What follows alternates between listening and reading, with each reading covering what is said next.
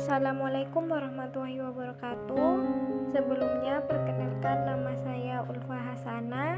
Saya dari Prodi PGMI Fakultas Tarbiyah dan Keguruan Universitas Islam Negeri Sunan Ampel, Surabaya, tahun 2021. Di sini saya akan menjelaskan tentang hadis maudhu dan hukum pengamalannya.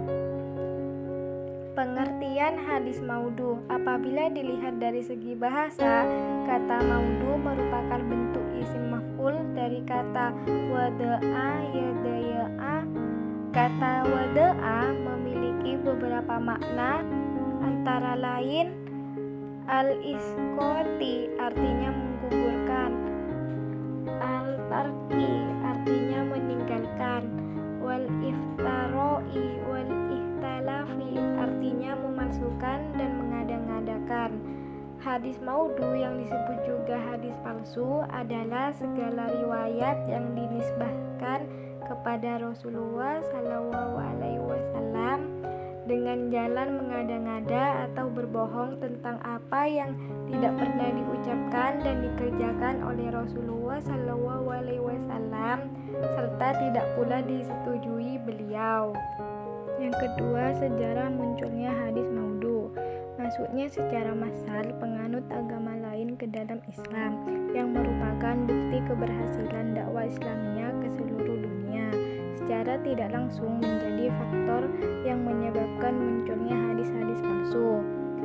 Tidak bisa diingkari bahwa masuknya mereka ke dalam Islam, di samping ada yang benar-benar murni, tertarik dan percaya kepada ajaran Islam yang dibawa oleh Nabi Muhammad. Tetapi ada juga segolongan mereka yang menganut agama Islam hanya karena terpaksa tunduk pada kekuasaan Islam pada waktu itu. Golongan ini dikenal dengan kaum munafik dan siddiq. Terjadinya pertikaian politik yang terjadi pada akhir masa pemerintahan Khalifah Utsman bin Affan dan Khalifah Ali bin Abi Thalib merupakan awal adanya benih-benih fitnah yang memicu munculnya pemalsuan hadis. Tetapi pada masa ini belum begitu meluas karena masih banyak sahabat ulama yang masih hidup dan mengetahui dengan penuh yakin akan kepalsuan suatu hadis.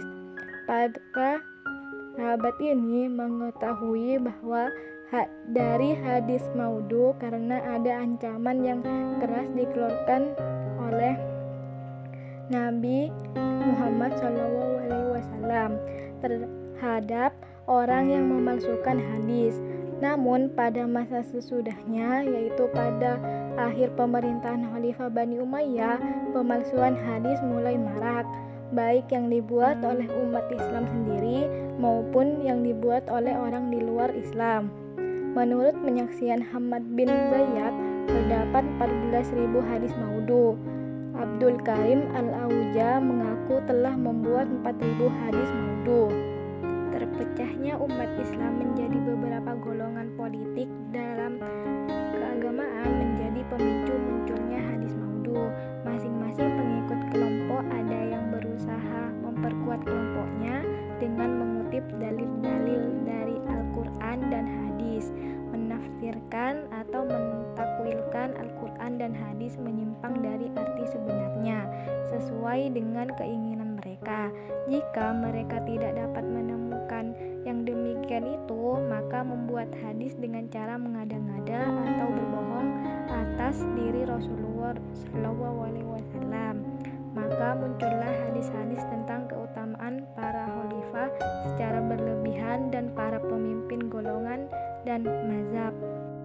Sebab-sebab terjadinya hadis maudhu. Yang pertama, ada faktor politik. Setelah perang Siffin, muncul pula beberapa golongan lainnya seperti Khawarij dan golongan pendukung Muawiyah. Masing-masing mereka mengklaim bahwa kelompoknya yang paling benar sesuai dengan ijtihad mereka. Masing-masing ingin mempertahankan kelompoknya dan mencari simpati massa yang paling besar dengan cara mengambil dalil Al-Quran dan hadis. Yang pertama dan yang paling banyak membuat hadis maudhu adalah kelompok dari golongan Syiah dan Rafidah. kelompok Syiah membuat hadis tentang wasiat Nabi bahwa Ali adalah orang yang paling berhak menjadi khalifah setelah beliau, dan mereka menjatuhkan orang-orang yang dianggap lawan-lawan politiknya, yaitu Abu Bakar, Umar, dan lain-lain. Di antara hadis maudhu tersebut yaitu di bawah ini. Selanjutnya yaitu faktor kebencian dan permusuhan. Keberhasilan dakwah Islam menyebabkan masuknya pemeluk agama lain ke dalam Islam. Namun ada di antara mereka ada yang masih menyimpan dendam dan sakit hati melihat kemajuan Islam. Mereka inilah yang kemudian membuat hadis-hadis maudhu. Golongan ini terdiri dari golongan Zindik, Yahudi, Majusi, dan Nasrani yang senantiasa menyimpan dendam dan benci terhadap agama Islam. Mereka tidak mampu untuk melawan kekuatan Islam secara terbuka, maka mereka mengambil jalan yang buruk ini, yaitu menciptakan sejumlah hadis maudhu dengan tujuan merusak ajaran Islam dan menghilangkan kemurnian dan ketinggiannya dalam pandangan ahli fikir dan ahli ilmu. Di antara hadis yang dibuat kelompok ini yaitu contohnya an-nadharu ila wajhi jamili ibadah, artinya melihat atau memandang kepada muka yang indah adalah ibadah. Dari hal tersebut, ada yang berpendapat bahwa faktor ini merupakan faktor awal munculnya hadis maudhu. Hal ini berdasarkan peristiwa Abdullah bin Sabah yang mencoba memecah belah umat Islam dengan mengaku kecintaannya kepada ahli bait. Sejarah mencatat bukti bahwa ia adalah seorang Yahudi yang berpura-pura memeluk agama Islam.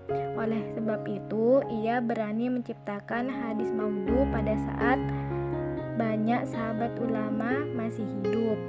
Dan selanjutnya ketiga, faktor kebodohan. Ada golongan dari umat Islam yang suka beramal ibadah namun kurang memahami agama. Mereka membuat hadis-hadis maudhu atau hadis palsu dengan tujuan menarik orang untuk berbuat lebih baik dengan cara membuat hadis yang berisi dorongan-dorongan untuk meningkatkan amal dengan menyebutkan kelebihan dan keutamaan dari amalan tertentu tanpa dasar yang benar melalui hadis targhib yang mereka buat sendiri. Biasanya hadis palsu semacam ini menjanjikan pahala yang sangat besar kepada perbuatan kecil. Mereka juga membuat hadis maudhu atau hadis palsu yang berisi dorongan untuk meninggalkan perbuatan yang dipandangnya tidak baik dengan cara membuat hadis maudhu yang memberikan ancaman besar terhadap perbuatan salah yang sepele. Jadi banyak umat agama Islam yang tidak memahami hal tersebut. Yang keempat, ada fanatisme yang keliru. Dengan sikap sebagian penguasa Bani Umayyah yang cenderung fanatisme dan rasialis, telah ikut mendorong kalangan Mawali untuk membuat hadis-hadis palsu sebagai upaya untuk mempersamakan mereka dengan orang-orang Arab. Dan yang kelima atau yang terakhir adalah faktor popularitas dan ekonomi. Sebagian tukang cerita yang ingin agar apa yang disampaikannya menarik perhatian orang, dia berusaha mengumpulkan orang dengan cara membuat hadis-hadis palsu yang membuat masyarakat suka dan tertarik kepada mereka, menggerakkan keinginan, juga memberikan harapan bagi mereka. Demikian juga para pegawai dan tokoh masyarakat yang ingin mencari muka atau menjilat kepada penguasa membuat hadis-hadis maudhu yang bertujuan supaya lebih dekat dengan penguasa agar mendapatkan fasilitas tertentu atau hanya mendapatkan popularitas saja. Poin keempat, akibat munculnya hadis maudhu, yaitu yang pertama ada menimbulkan dan mempertajam perpecahan di kalangan umat Islam. Suatu mazhab atau golongan yang diserang oleh pihak atau golongan lain dengan menggunakan hadis palsu berusaha membela dan mempertahankan kelompoknya, dan bahkan dengan balas menyerang kelompok penyerangnya dengan membuat hadis palsu juga. Akibatnya terjadilah saling menyerang dan merendahkan. Ini berakibatkan pada semakin tajamnya perpecahan di kalangan umat Islam. Perpecahan tentu dapat menyebabkan umat Islam semakin lemah dan bahkan kehilangan kekuatan. Saat-saat seperti itu menjadi peluang bagi mereka yang ingin menyerang dan menghancurkan umat Islam. Akibat yang kedua yaitu mencemarkan pribadi Rasulullah Shallallahu Alaihi Wasallam. Karena dari hadis-hadis palsu itu tergambar bahwa Rasulullah Shallallahu Alaihi Wasallam seolah-olah pelupa, bodoh, egois, dan kekanak-kanakan. Hal ini sangat bertentangan dengan fakta pribadi Rasulullah Shallallahu Alaihi Wasallam yang sebenarnya. Dari fakta sejarah diketahui bahwa Rasulullah Shallallahu Alaihi Wasallam diakui memiliki kecerdasan, keluhuran, budi, dan kemuliaannya. Pengakuan itu tidak hanya datang dari para sahabat dan orang-orang mukmin saja, tetapi juga para penentang dan musuh-musuh beliau. Yang ketiga, mengaburkan pemahaman terhadap Islam. Akibat semacam ini dapat kita lihat sekarang bahwa masyarakat Islam tidak sepenuhnya menjadikan Islam sebagai pedoman hidupnya. Hal ini mungkin disebabkan mereka belum yakin sepenuhnya terhadap Islam.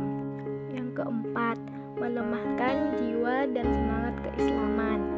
Salah paham terhadap Islam dapat menimbulkan keraguan dan kebimbangan terhadap Islam.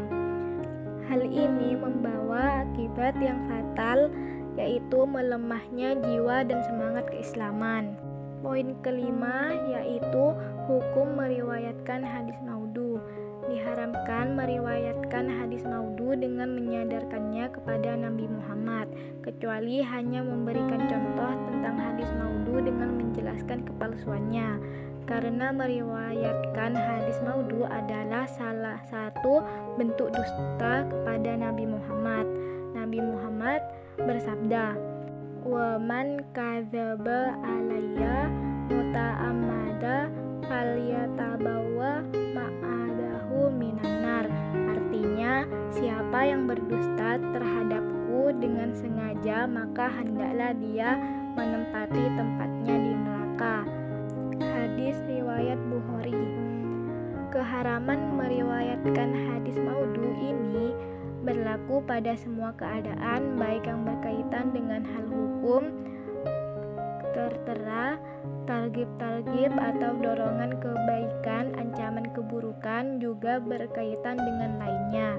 Nabi Muhammad bersabda, "Man haddasa bihadisi wa huwa yara annahu kadzib wa huwa ahadul kadzabin." Artinya, siapa yang menceritakan suatu hadis tentang aku dan dia tahu bahwa itu dusta, maka dia termasuk golongan pendusta. Hadis riwayat Ahmad nomor 18211.